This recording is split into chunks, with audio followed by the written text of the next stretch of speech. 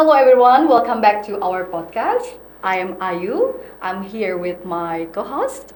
Nadia, and we're really excited about today's podcast or today's episode because we have two special guests joining us. Yeah. So before we properly start, I want to try something first. Konnichiwa o genki desu ka? Hi, Candice. Yeah, so the reason why I'm asking you in Japanese because both of our guests have strong connection with Japan. So they studied in Japan, having research there.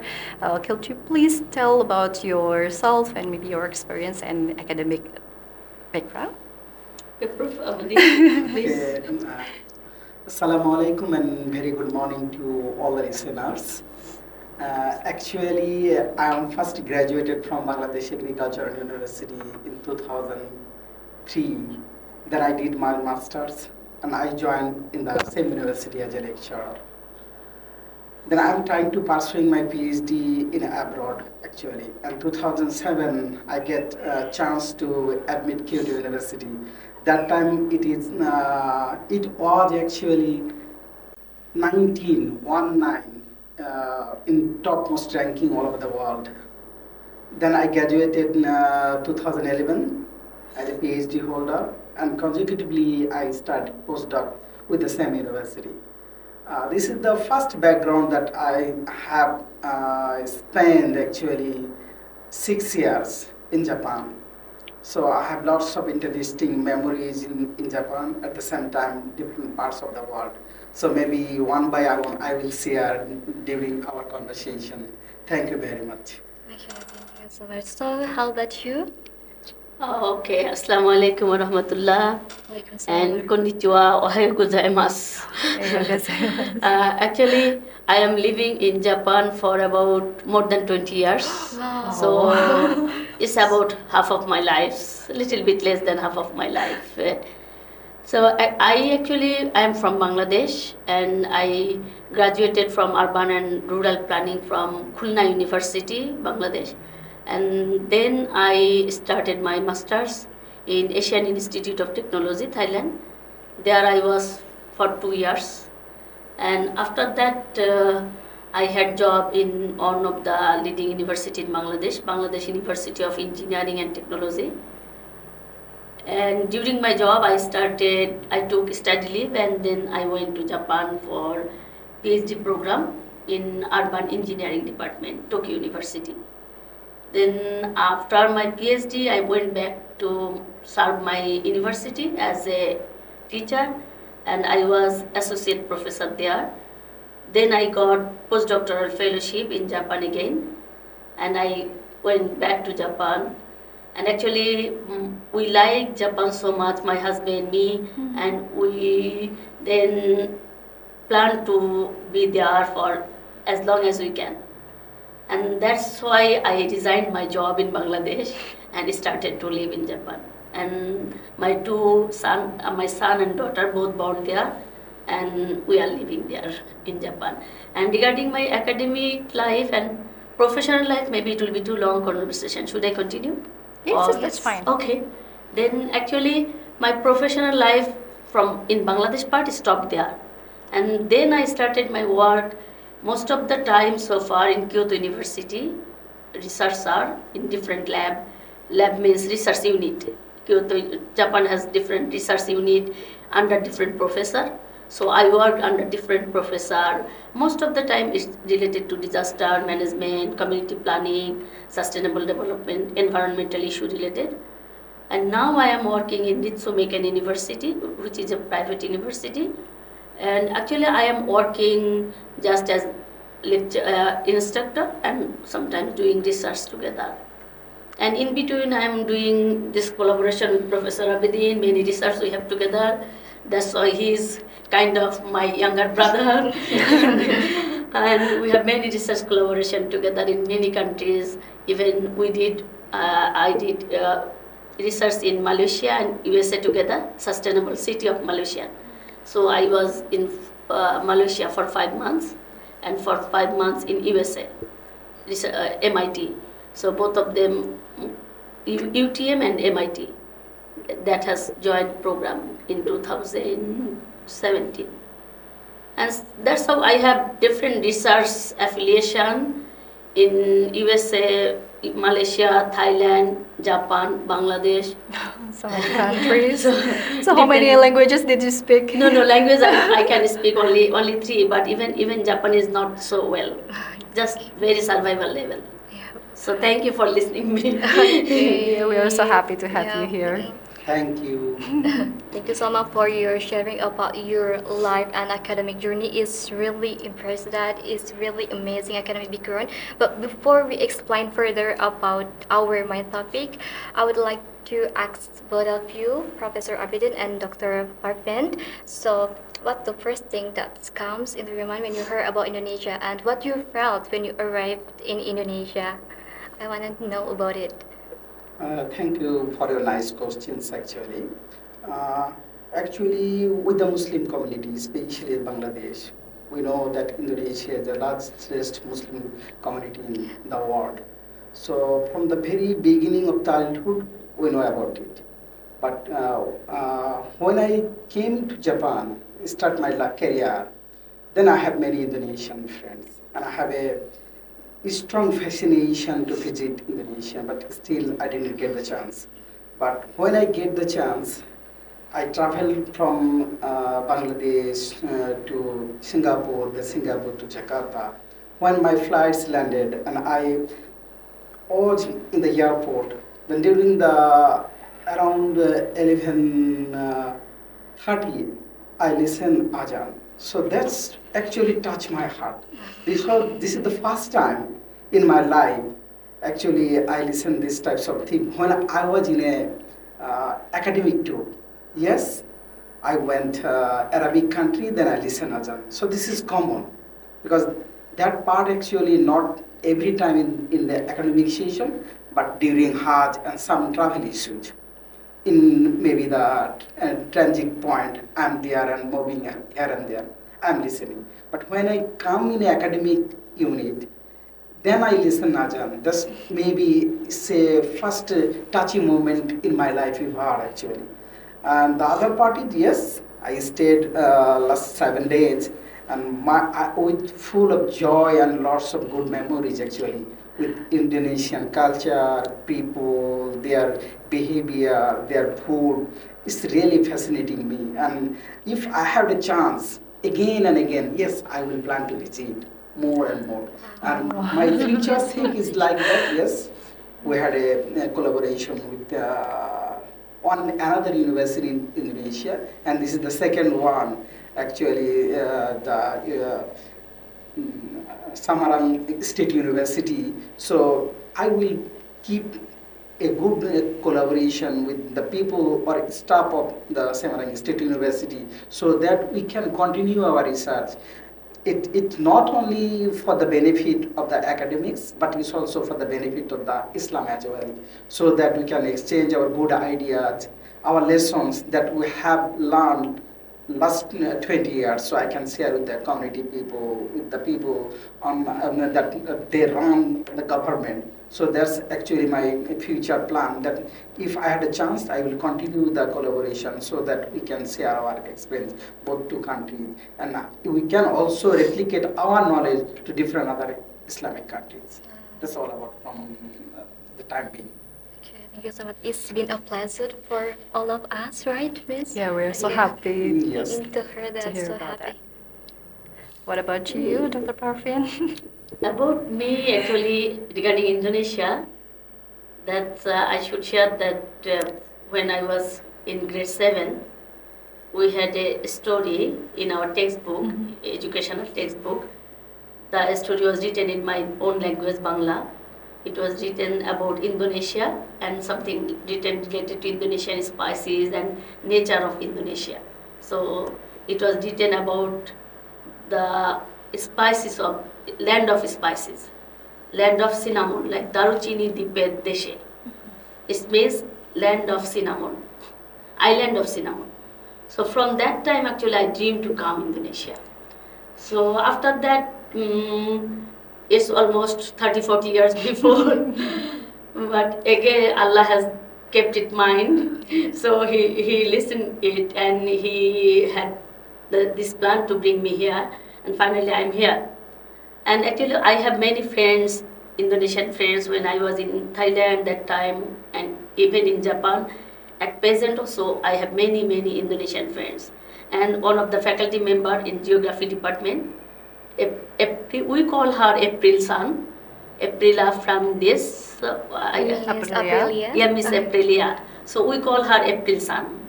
Sun is in Yeah. Japan. So she is like our kind of, both Abedin and me, we treat her like our younger sister. So she was our same lab, research lab, when she was doing masters. So from that time we have very good connection with her, and we tried to submit some research proposal for Indonesia and Japan, Bangladesh collaboration, but unfortunately till now we didn't get any fund. But now we are thankful to geography department and the faculty of sociology, geography, that we have some opportunity to come here, and inshallah we'll explore our more research from now on.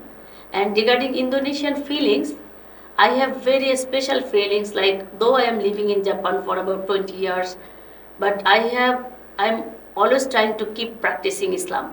And also my best tourism, or wherever I want to go, I just want to see nature. So nature is my very, very well connected things in my heart. So Indonesia has both combination, nature and Islam. So that is the best point to me. So wherever I go, so this is one of the best place to me. So Alhamdulillah, and thank you so much to Indonesian Government University for inviting us. So this is your very first time, and we're so happy that you're here sharing your experience. So based on your journey that you travel in many countries and work in many countries as well. So I want to know what motivates you to work in the field of your specialization is environment and disaster management. So what motivates you to take that specialization? Permission, you can start or shall I? Okay, student. Yes, please. Okay. Then I So you want to know that what motivated me to work for disaster? Yes. Actually, the thing is, from the beginning, there was no motivation. So I was dreaming to be a doctor, medical doctor, but unfortunately, I got chance to all other subject wherever I gave entrance exam, admission test. But except the medical, I didn't get the chance. So finally, I started to study urban and rural planning. Then during my study, I actually worked for many rural community people and many people who are in different kind of vulnerabilities and poor people. So that actually started to inspire me to work for them. And you know that Bangladesh is very, very disaster-prone countries. And we have poverty and disaster together. So that's I tried to link together that how disaster is affecting the poor, especially the poor communities. And then again, when I went to Japan, that was another disaster-prone countries. So that's how we started to work for disaster, for poor people, for vulnerable communities. And these days, gradually, the environment is getting worse, and that's also causing more disaster. Climate is changing. So that's why we are feeling more urges to how to solve this. So actually, that's are motivating us always. Like last day before yesterday, we visited Demak, the coastal belt. Yes. So when I had different perception before when I went there before that, but after going there, I found that it's really terrible situation. So they are living in such a miserable condition. Their life is. So that's actually whenever I visit any community, I feel more motivated to work for them. It's really, really they are suffering. We are just discussing on the table, doing research, but they are the real victim of environment and climate change. So that's actually every day I'm having motivation to work for them. So that is the thing that I want to work for, environmental issues, disaster, and especially the vulnerable communities. So that's Yeah. all. Amazing vision. Really appreciate. Thank you, Dr. Parvin. Actually, from her perspective, my perspective is little different actually. Basically, I'm an agriculturist. My background is in agriculture. Then when I again is linked to Japan because my career started with the boost of Japan government actually. So then when I came to conducted my PhD research, actually that time I did with water chemistry. So I'm not disaster management specialist till my completion of the PhD. So my think is like I will do research in the laboratory and give some informations. But I should acknowledge my mentor, Professor Dr. Rajiv Shaw actually. He motivated me to come to this field actually. After my completion of PhD, I had a I want to do postdoctoral research. Then he certainly motivated me, yes, you have experience with field, you have experience with lab, but you didn't have any experience to contact with the people. That means our research product ultimately goes to the people. That means the community people. So he said, why not we should start with community? Then that's trigger my passion from laboratory to the community people, actually. Then I started working with environmental issue, not from the very beginning with the disaster. Where I had a close conversation at the same time research continuity, at the same time maybe the exchange of views with Professor Rajiv Shaw. I'm more motivated from the lab oriented work to the field oriented work, and it should be very centered to the community people. Actually, till then, after 2011, I continue with the community work. Yes, I didn't forget about my past. That means my lab research will, in one hand, at the other hand, I will try to serve the community. The reason behind that, I love this community work because the community people are the frontline victims of any kinds of natural calamities, like if you call it disaster, if you call it hazards, they actually first face the consequence of any kind of abnormality. So if I will do something, maybe I will not do nothing, but my small contribution, if release their 1% of pain, that will be my achievement throughout my life actually. So that's actually motivated me to work with the people so then they can get some benefit from our scientific validation. Because yes, they do many more things. The community people, yes, Dr. Parvin said, when we went to the city called Demak, then I traveled to the coastline. I saw many problems, but still the good part is the strong courage of the community people who lived in the Denmark. They are still fighting against the nature, and they continue their different types of livelihood options to manage their lives at the same time their existence. So this is the strong part. Yes, when I saw the people fight against nature and they still alive, so it will give us more courage. Yes, we should do some work for the community people, for the sake of the benefit of the community, for the sake of the benefit of the nature, for the sake of the benefit of the globe. Actually, if we can't save the nature, we may somehow survive, but our next future generation can survive with the polluted environment. So there's few things that trigger my mind to work with the community for the sake of the benefit of that particular people. That's actually fascinating me to work from the laboratory. I am dealing with maybe the glassware, then microscope, then different types of atomic absorption spectrophotometer, then sometimes other instrument. Then suddenly moved with only paper and maybe the notebook. That gives an idea from the community people, then come to the lab, do some computational work, and finally give some feedback to them. Yes, I know this research may not improve their livelihood instantly, but for the longer time being, that can get benefit because our computational work or maybe the paper writing can trigger the government. So if government are aware, then they do some work to the community people.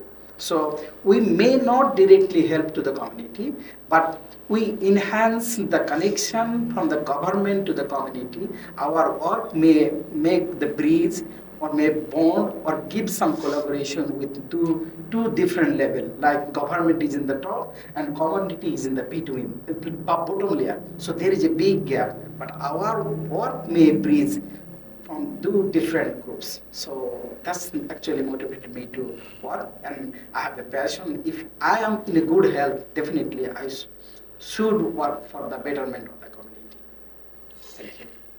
It's actually heart-touching, Amazing. but it's actually motivating me Yeah. to do some work day by day for the sake of the benefit of the community. Actually. Yeah, it's really heart touching us. Yeah. Really heart touching. Thank you so much for your sharing.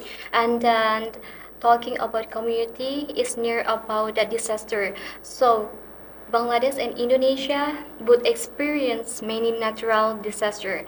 So from your perspective, Professor Abidin and Dr. Pravin, how do communities in Bangladesh deal with that challenge, or maybe the community in Japan deal with that challenge?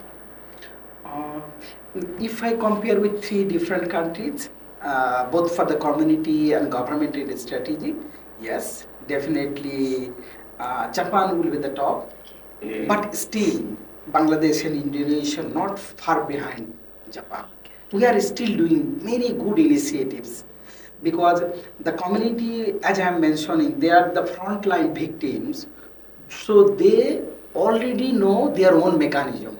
Yes, they are not taught by the people. They are not taught by the scientific things. They are not taught by the maybe the education institute, but they learn from the nature how to survive themselves. That's we normally call is a local knowledge. Sometimes we call indigenous knowledge. Sometimes we call local wisdom actually. So they it's safe no. Like I can give a simple example. Like we may say cyclone is called in the south part they call cyclone, then east part they call typhoon, and in US they call hurricane. This is the similar nature of disaster. It's a single disaster, but the community people in Bangladesh, if there is a movement of ants, so they can predict, yes, there is a possibility of high wind speed and high clouds and rain. So this is the simple thing. But with the scientific people, how could we remember? Yes, it depends on wind velocity. It depends on rainfall pattern. Again, depends on the depression occurred in the sea. So three scientific things, but the community people, they can know by the movement of the nature.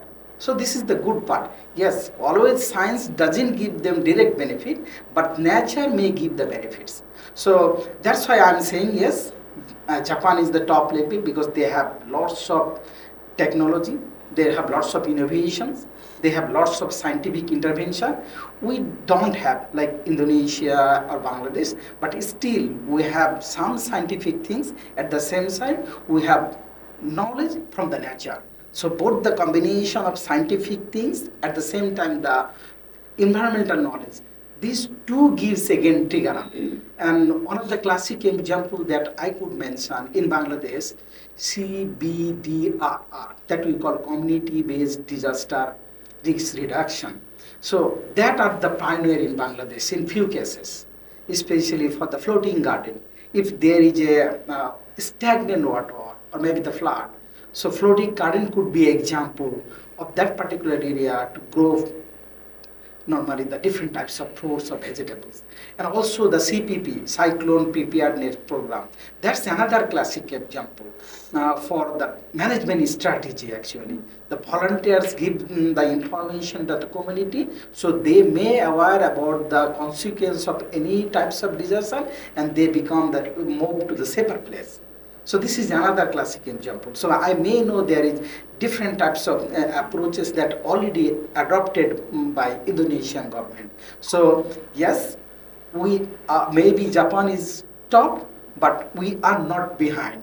That means we are very close to Japan. Apart from this, Yes, they have very well structured management strategy. We don't have, but we also adopted this.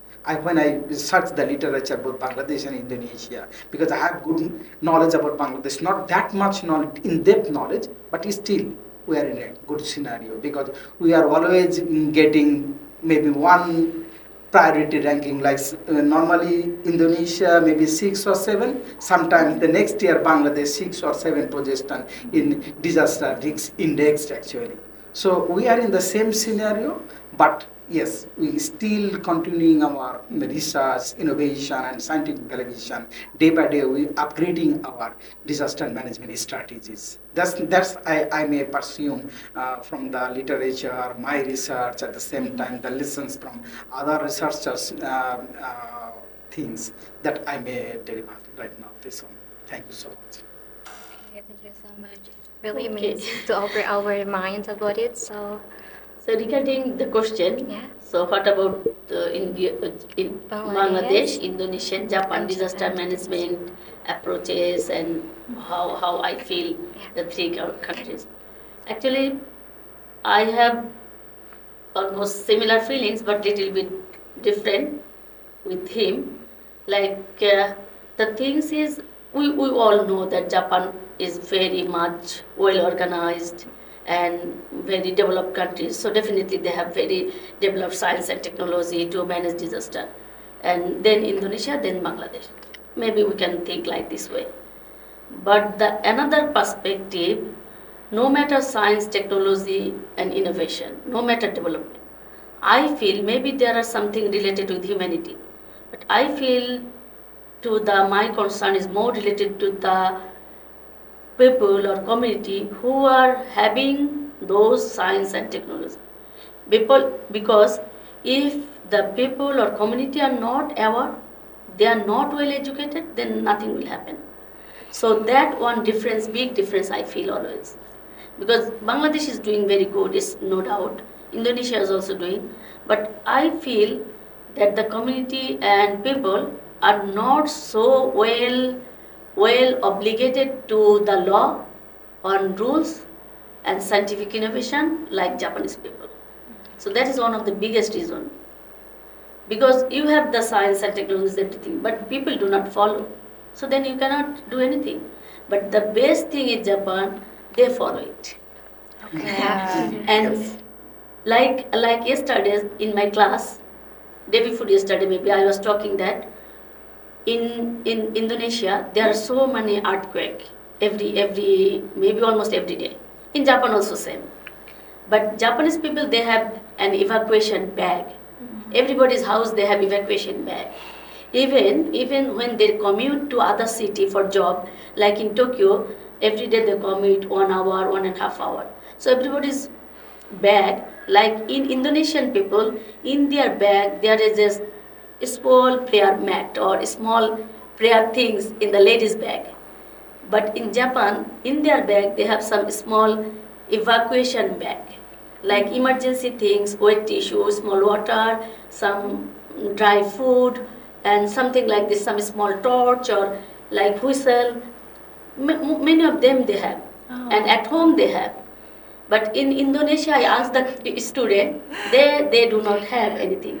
But it is actually earthquake-prone country, so you should have. So that is the difference between Japan and Indonesia. And in case of Bangladesh, even like Denmark, we cannot say that climate is changing, sea level is rising. We can say it definitely. But after going to Denmark, I noticed that people are more responsible to destroy their environment because they are dumping the garbage in the sea directly. Maybe it's true that they are not having very good facility from the government. That's why they are doing this, but at least they can manage something, they can do something. It's not very high technology. They can make some garbage disposal container and they can put and they can do something like that. But they are not doing. That's our fault. So that is the difference between Japan and Indonesia. And if I go to Bangladesh, then Professor Abedin knows best. So we are more haphazard. So we are Actually, we trying. should rather say reluctant. Reluctant. Like we are doing good. Actually, compared to the before, we are doing much progress in disaster management. But people should be more aware and people should be more concerned to the environment. Then we can do actually. So that is my main observation is difference among the people's behavior. Okay. And science and technology definitely we are different level we have, first, second, third level. But another level is humanity and human behavior.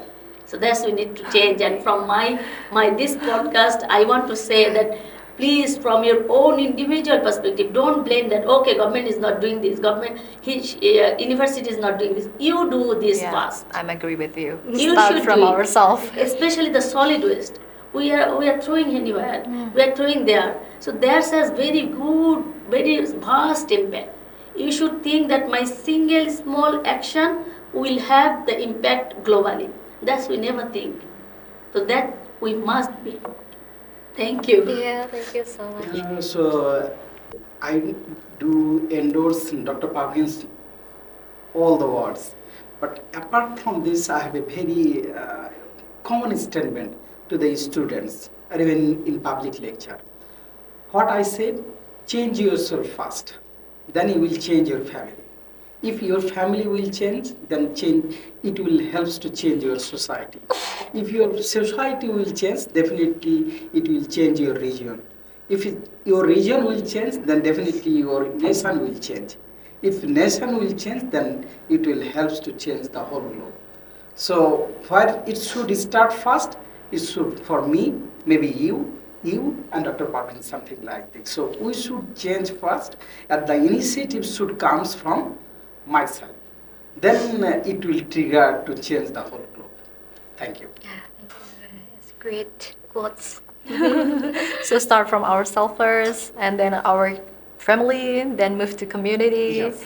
And what about the university? Because most of the audience is students. So what strategies that would you recommend for students to start with small actions? Yes.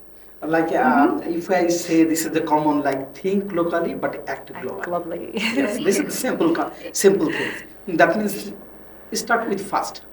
So that should be, and this is the good part because we are always with the younger generation, and the another good part is they will be the future leader.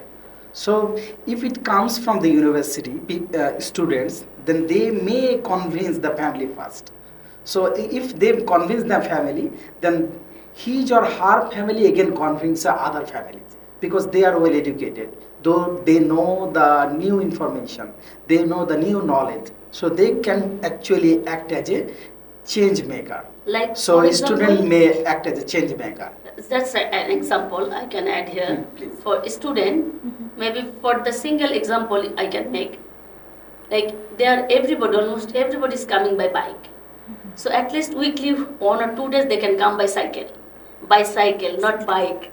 So they can at least reduce the air pollution. So that's university student. He had so many university, like maybe 50,000. I don't know the number. Yes, So almost. almost 50,000. So 50,000 student, if weekly 2 days, that huge impact in the environment. So that university can do. So and if it is administrative side, then university can make the rule like the Semarang city is doing car-free day. Car-free day. So I am not sure that university has any rule like this. So today actually we have work from home. Oh, Today. you have Yeah, that. yeah. Oh, okay. So if The Friday. yeah, Friday. okay, Start okay. from today actually. Oh yes, I heard it. I heard it from April Sun. Yeah. Yeah, that's another good approach. So in this way, maybe and university can do many other approaches, like another thing, garbage disposal. I saw the campus is very clean. Actually, maybe it is very well managed. So I'm not sure that about the garbage, but at least if we can try like recycling, like in Japan, in Kyoto University, we introduced a recycling unit. Like we have one big room. There, every student who has maybe I have worn this dress maybe 4 or 5 times. I don't like it, so I can donate. And then many students can put their dresses, utensil. Then some foreign students who are living, they can give their all the things to the room. They can put it here, and other student just with the token money, like maybe 100 yen, 200 yen, they are taking whoever what they need. So that kind of recycling unit you can open. So that's how we can reduce our consumption. Because to me, there are SDG 17, total 17 goal. So one of my favorite goal is goal number 12, which is responsible consumption and production. So which is goal number 12. I feel that if you are responsible, the term is responsible. That means you need to be responsible during any consumption, any production. So if production, the industry are very responsible, then there will be less pollution. If we consume responsibly, then there will be less waste, less consumption, less pollution. So that you can introduce within the university. Some recycling unit and car-free day, cycling day. So there are many ways university can do. That will be a good Example, Yeah, actually, this would be a good example. in this era of fast This fashion. my feelings, and maybe you all young people can think more. That definitely, and one more thing is the good part of that, the university should start first, because when any male or female entered into the university, he has a good face value in his or her society actually, even in a good university. Okay, the boy is entering in a good university and he change a one behavioral change. So other people who are following him or her, he may adopt that simple change easily because he is an iconic boy, because he is a good student, he studied in a good university. So people easily can adopt the change that actually done by the university people. So this is the another things. Yes, it will be very simple, but it may have a great impact in the society. As Parvin San mentioned, yes, one car free day may not impact huge, but still it's changed the behavior. So maybe suddenly the people have idea, yes, I don't need to go buy my own car. Let's try to share the share car. So that's also reduce the emission. But because it cannot be changed within a day. We need to wait for longer period of time. But the change should come from the educated people first. Then maybe the other people can usually use that and adopt it by their own life as well. So that will be very helpful actually. That's what Arvind sir mentioned very clearly. Alright, thank you so much for your advice. It's really good advice. So actually to change human or person behavior is a bit of hard or it's really hard to change but Definitely. yeah, but definitely we can do every day, and Yes. it Yes. would be realized for our community, and then it's mean from one to other, right? From Yes. one to other. So beside of the student university, in your opinion, Professor Abidin and then Dr. Parvinka, how can international collaboration help in addressing disaster issue? What's your opinion about it? Actually, my first impression is yes. What you have done, you should circulate it.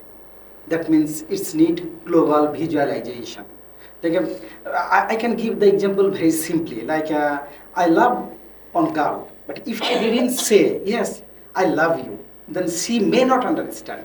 So then the things is I did a very good simple job, but if I didn't publish, if I do not circulate, if I didn't share with others, then it cannot be visible and the impact cannot be impacted by the society. So my first impression is make the collaboration first internal. Like Semarang University to Jakarta University, Semarang University to the Bandung University. Then if the internal collaboration is strong, then we should move beyond to the country.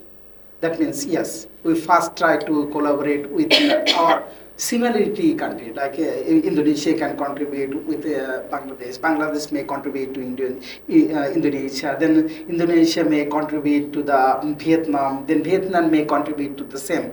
Then if that network is strong, then move somehow again higher rank. Like yes, let's try to start with Japan, maybe in China, maybe in US, maybe in European country. Then we can open our ideas actually. What the developed country do, what the developing country do. Again, we should also consider the least developing country. Yes, there is some unique example of least developing country. So we can pick up it, nurture with our own environment, then we will again disseminate it to the developed country. So it not like the developed country have all the solutions. I don't believe it. The solution is in different strata of the region. Maybe the less developing country, maybe the developing country, and the developed country. So we need a strong collaboration, and the collaboration should come first with the regional one. If region we may collaborate, then we can collaborate beyond our country level. So if I directly go to US, then it's hard. Let's go first to the neighboring country. Then we may go to the US. And very basic example is I did a simple research. It's not up to the mark. Let's prepare a manuscript. Submit it to the local journal or the country level journal. Then if it published, then it give a confidence. Yes, now I am capable of doing good research and I may publish it into Q1 journal. So that's give you the baseline. So if your base is strong, that give you more motivation to the upgrade level. So if I go directly first the upgrade level, that may have some problem.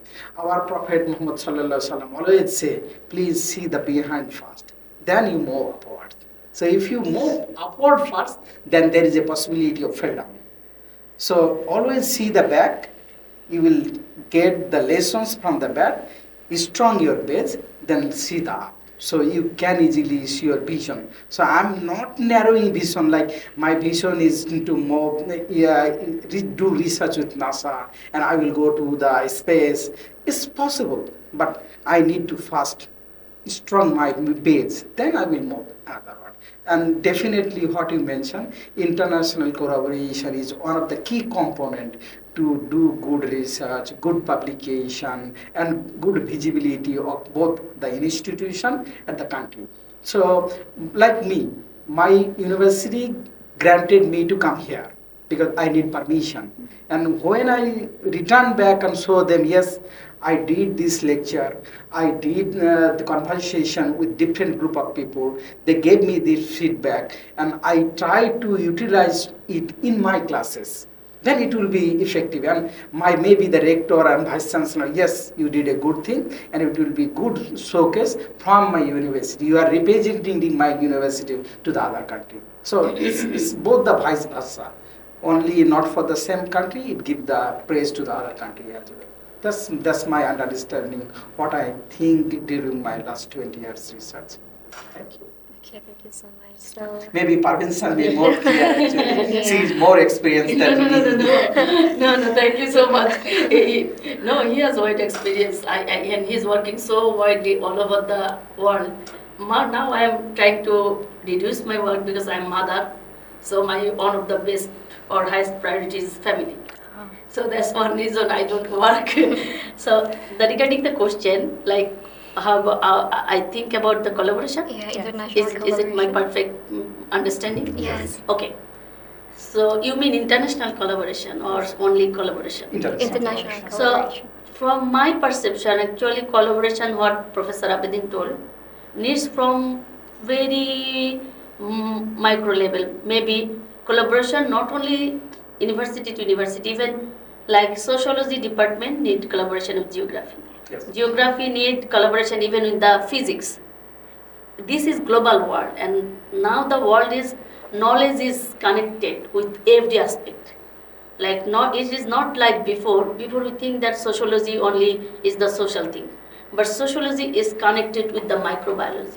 Sociology connected with the like computer science, data analysis. So we need actually collaboration with every multidisciplinary team. So then our holistic solution we can have. We can have a best solution of a problem. Because I am working in environment, disaster, geography, but I cannot, actually my thinking will not go that how microbiological things is affecting to disaster management. So I am thinking only disaster. But I don't know that actual real things, how they are affecting to the soil, how soil, so he is soil scientist, so he can know that how it is affecting soil, how that giving becoming it dangerous to the environment. So you need actually multidisciplinary collaboration, then you need local collaboration, then maybe you need to go for international. So international collaboration, definitely we can learn from Japan can learn from Indonesia, because every community has some unique practice. So that's why definitely we need international collaboration and multidisciplinary collaboration. Thank you. Okay, thank you so much. Okay. So, Dr. Parvin and Prof. Abedin, thank you so much for your insight. It was truly inspiring, and I believe the audience will feel the same too. Of course. Okay. Thank you so much. Last message to the Okay, closing students. statement. Closing Yeah. statements. So from the first class, actually, I just share my experience. When I entered to the first class of the level 1, that means the undergraduate student, then I asked, why you are choosing this subject? The first statement by the student is, yes, I try to serve the nation. Then I say, stop serving nation, first serve yourself. That means if you serve yourself, then you will serve your society, serve your family. If you serve your family, then you serve your society. If you serve your society, that's my last statement. So love first you and yourself. Then it can be fabricated, replicated, flourish. Your all the good values, your good skills to the others. So the good statement is, please nurture yourself first, love yourself first, do as much as best, and definitely hard working should be the passion. Your hard work motivate you and reach you your destinated goal that you dreamed. Not in a sleeping mode, you dreamed in a awake mode actually. So awake, think yourself, hard working and good motivation and highest dream may reach you your destination. That's the last statement to our beloved students actually. Very Who will nice. be the future leader, who will be the future manager in our globe actually. Thank you. Amazing.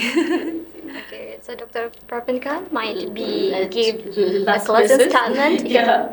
Okay. The message actually I give always to my children. So same message I have to them also. Like what Professor Abedin told, love yourself.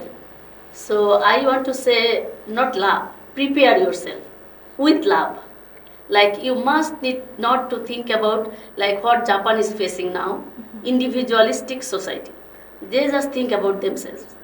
They just think, okay, no matter I'm browsing, I'm whatever I'm working, and then I will live in a single house. I will go work and I will eat and I will sleep. So no matter, they don't think about society these days. So that's why Japan is getting down. So you need to prepare yourself, you need to love yourself, but for others, not for your. Yes. Because you should keep a very strong, very visible, very glowing footprint. I mean glowing footprint before you leave the earth. So I always keep them dream, my children, and same message to the student. And my children, they are grown now. They told, Mom, you always treat everybody as your children. Why do you do that? So I feel like that. Because if I grow my children good, they are not single. I need other good people around them. Yes. So they alone cannot be good. So that's why I give the same message to others. that please prepare yourself to serve more, because you will die, but you should have a glowing footprint on the earth. So that's my main message. Prepare yourself, don't waste your time with the screen. Reduce your screen time. And I feel that Indonesian students are very organized. They are praying every salah. I feel they are good. So be more good and be leader of the world. We don't need to accept the leading from outside the world. Yes. We should lead the world. So that is my main message. Prepare yourself to serve your family, yourself, your society, your country. So that should be the dream. Inshallah, they can do it. Yes, I have a strong belief at the same time. Like, So our best because, wishes will be always with them. Our strength is we are Muslim, so we are human. We are more humble, more polite. So our politeness is not our weakness. Politeness is our strength to fight against all kinds of bad evils actually. So it's not our weakness, it's our strength. So I do believe the largest Muslim community run by the Indonesia is really be the leader of future globe. Thank you so much. I'm really fascinated. It's really fascinating for both of us actually with this kinds of message. Maybe I don't know how much effective and informative for the students, but definitely I think it can give some spark in their brain so they can motivate in one of the angle that we discussed last 1 hour. So maybe that will be a single help, but it will be single help, make it collectively.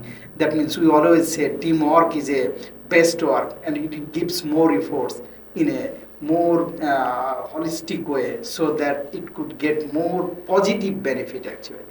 So thank you, and especially I ask dua for all of you so that we will be in a good health, so that we can serve our society more and more till our last breath actually. Thank you. Amen. Thank you so much. Amen.